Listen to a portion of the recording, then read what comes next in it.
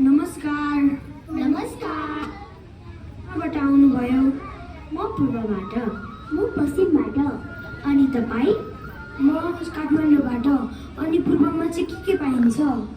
पूर्वमा मेची खोला, सगरमाथा र सुन्दर हरियालीहरू पाइन्छ। अनि पश्चिममा के पाइन्छ? पश्चिममा कर्णाली खोला र देउरा नाचहरू धेरै संस्कृति र कलाहरू पाइन्छ। अनि काठमाडौँको बारेमा नि केही भन्नुहोस् न त। लु, तपाईँहरूलाई थाहा छैन? काठमाडौँ त नेपालको राजधानी हो नि। तपाईँ पूर्वमा बसे नि, पश्चिममा बसे नि, काठमाडौँमा बसे नि, हामी सबैजना नेपाली हौँ। त्यही खुसी मान्न छौँ है त। हुन्छ हुन्छ।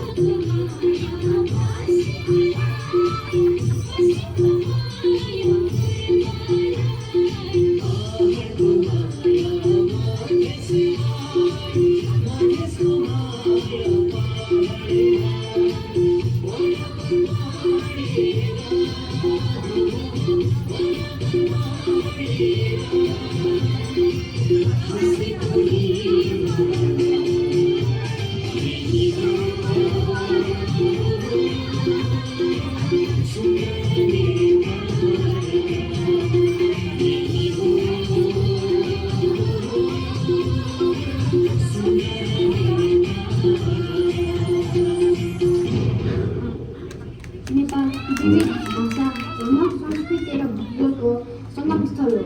नेपालको विविधताबीच नेपालीहरूमा अत्यन्त घनिष्ठ सम्बन्ध छ।